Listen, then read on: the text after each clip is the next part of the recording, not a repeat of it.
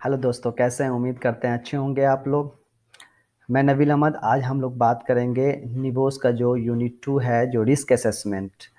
आप लोग as a safety professional हैं, आप लोगों को पता होगा। इवन जो लोग न्यू अटेम्प्ट कर रहे हैं निबोस में, कहीं ना कहीं उनको कन्फ्यूज़न होता है। और कुछ हमारे साथी जो हैं वो भी पूछे, क्योंकि वो लोग भी जा रहे हैं एग्ज़ाम देने के लिए, उनको भी लिखना है रिस्क असेसमेंट। उन्होंने बोला कि आप उस पर एक वीडियो बनाएं। तो मैंने सोचा चलें उस पर भी हम लोग बना देते हैं वीडियो। हो सकता है कहीं ना कहीं आपके लिए हेल्पफुल हो जाए। ऐसे बहुत सा वीडियो है यूट्यूब पे। और आपके जो इंस्ट्रक्टर हैं, जहां आप लोग ऑलरेडी इनरोल किए हुए हैं, जिस भी ऑर्गेनाइजेशन से, जिस भी इंस्टीट्यूट से, वो लोग आपको सारा मटेरियल तो प्रोवाइड किए ही होंगे। मगर मैं भी यहाँ पे आपके लिए एक इंफॉर्मेशन यहाँ पे डिस्कस कर रहा हूँ, जो हो सकता है कि कुछ ना कुछ कहीं से ना कहीं से आपको हेल्प मिलेगा, क्लू मिलेगा और आपके लिए बेनिफिशियल हो सकता है। तो ज़रूर देखें। थोड़ा ये वीडियो बड़ा हो सकता है, मगर छोड़ के ना जाएं। ठीक है, देखें इसको। तो देखिए, रिस्क असेसमेंट बेसिकली सबसे पहले हम समझ जाते हैं कि रिस्क असेसमेंट सारे कंपनी में सेम ही होता है, और एक ये लीगल रिक्वायरमेंट भी है।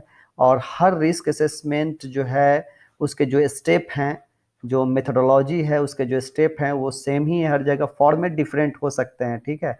तो रिस्क असेसमेंट बेसिकली हम समझ जाएं, ये एक अप्रोच है, एक सिस्टमेटिक अप्रोच है, एक टेक्निक है, एक प्रोसेस है टू आइडेंटिफाई द हैजर्ड्स। किसी भी एक्टिविटी में आइडेंटिफाई करना हैजर्ड्स को, रिस्क एवेलुएट करना, and what is the realistic and what is reasonably and practically जो कंट्रोलिंग मेजर है वहां पे लगाया जाए, और किस तरह से एलिमिनेट और रिड्यूस किया जाए। एक प्रोसेस है। ठीक है, कि एक प्रोसेस के हिसाब से हम रिस्क को किस तरह से खत्म या कम कर सकते हैं। एक प्रोसेस है। तो रिस्क मतलब जो भी खतरा, एसेस मतलब उसका मूल्यांकन, हिंदी में अगर बात करें तो मूल्यांकन, एवेलुएट करना।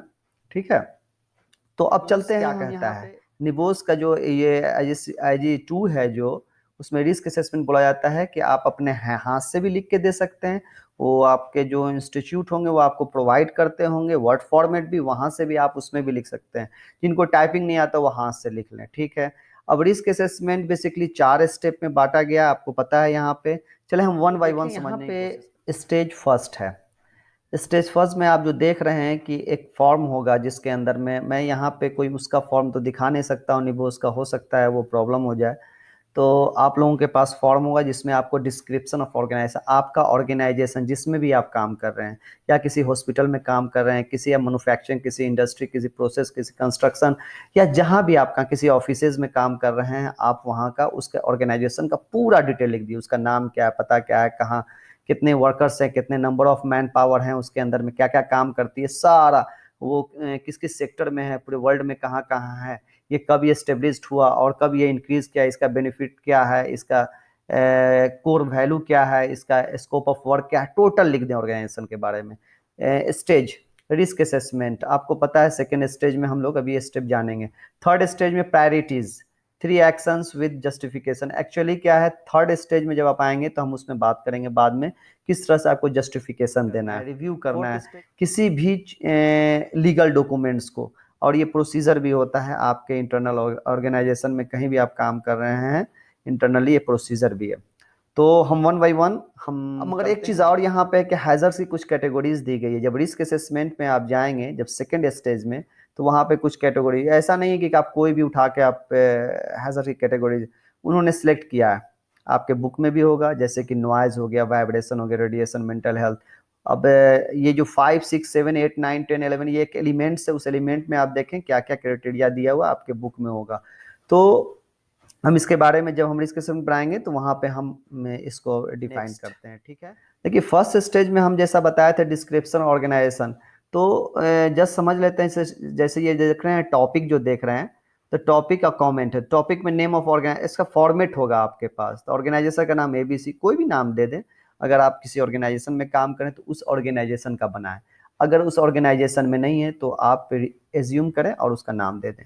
जैसे साइट लोकेशन कहाँ है, तो भाई बिहार पटना में है। अब उसे नंबर वर्ग कितना है, तो 4000 है। जनरल डिस्क्रिप्शन ऑर्गेनाइजेशन मैंने लिख दिया है थोड़ा सा।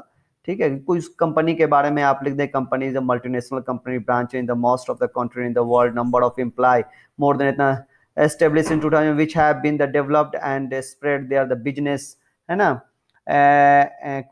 कोर बिजनेस के industrial construction which are the following, आप इस तरह से लिख सकते हैं। They are different activities carried out on the power distribution, यहाँ पे भी आप लिख सकते हैं some of the following civil electrical mechanicals, और भी उसके बारे में जितना भी उसका टाइमिंग क्या है, हेड ऑफिस कहाँ है, सब कुछ उसमें आप लिख सकते हैं। Description of the areas to be included in the risk assessment, actually आप रिस्क असेसमेंट करने कहाँ जा रहे हैं, आपके जब साइट पे जहाँ पे भी आपका एक इंटरनल साइट होगा वहाँ पे डिफरेंट टाइप के आप कह सकते हैं कि एक्टिविटीज हो रहा होगा। स्टेबली एक ऑफिस ऑफिस होगा, वर्कशॉप होगा, केमिकल स्टोरेज होगा, स्टोर होगा, मैकेनिकल वर्कशॉप होगा, ऐसा होगा ना। उसी तरीके से आप देख लें कि जनरेटर एरिया भी होगा, और भी इस तरह का कारपेंटरी वर्कशॉप होगा, डिफरेंट आपका साइट पे एक्टिव में कंस्ट्रक्शन एक्टिविटीज की बात करें। उसी तरह अगर आपका हॉस्पिटल है, हॉस्पिटल में क्या होगा, हॉस्पिटल में कई इक्विपमेंट यूज हो रहे होंगे, हैं कितने टूल्स यूज हो रहे होंगे, कितने आपका जो मेडिकल्स टूल्स है वो यूज हो रहा होगा।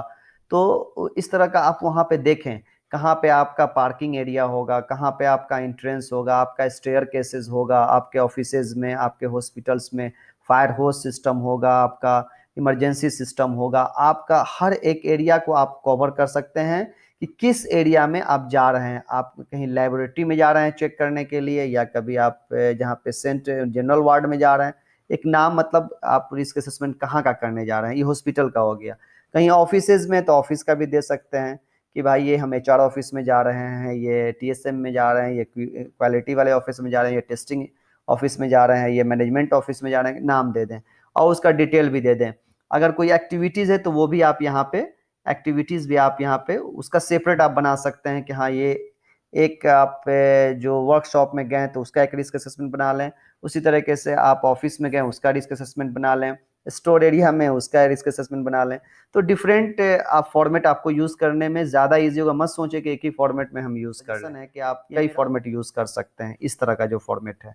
ठीक है, अगर आप डिफरेंट एरिया का आप अगर रिस्क असेसमेंट कर रहे हैं तो ठीक है। नोट कर लें जैसे कि ये जो आपका पार्ट है, ये लास्ट में आपको जब आप पूरा रिस्क असेसमेंट बना लेंगे, जब पूरा कंप्लीट कर लेंगे तो यहाँ पे लिखा हुआ 100 to 200 वर्ड में आप लिखें।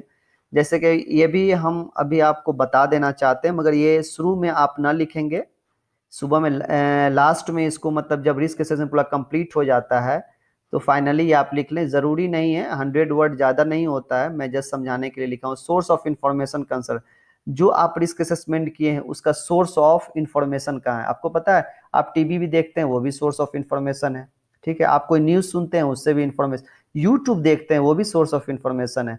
उसी तरीके से मगर यहाँ पे लिखेंगे कि जब आप पढ़ रहे हैं निबोस, तो जाहिर सी बात निबोस का जितना भी है ILO इंटरनेशनल लेबर ऑर्गेनाइजेशन, जो कन्वेक्शन और रिकमेंडेशन दो पे ज़्यादातर है, आप उसको देखेंगे कि कौन सा जो आप कर रहे हैं, जो आपने रिस्क असेसमेंट आपने बनाया है वो कन्वेक्शन और रिकमेंडेशन से रिलेवेंट कौन है, उसका आप एक लिंक भी दे सकते हैं यहाँ पे, है ना। कॉपी करके लिंक दे दें या एड्रेस दे दें। एक्सीडेंट स्टैटिक्स मैनु या एक्सीडेंट आपके साइट का जो स्टैटिक्स होगा उससे भी आप मतलब इंफॉर्मेशन ले रहे हैं। आप कोई भी प्रोग्राम पॉलिसीज आप ओपन करके देख रहे हैं उससे भी है। मैनुअल क्लाइंट ऑब्जर्व, जैसे कि जो मैनुअल है हेल्थ एंड सेफ्टी उसका, उससे भी आप इंफॉर्मेशन ले रहे हैं। क्लाइंट हमने कुछ लिख दिया है ये आपके हेल्थ के लिए, क्लाइंट ऑब्जर्वेशन दिया है उससे, क्लाइंट का कोई प्रोसीजर है उससे, वर्क फोर्स से आपने कोई इंफॉर्मेशन लिया उससे, मेथड स्टेटमेंट या ये सब, इस तरह का कोई भी आप दे सकते हैं।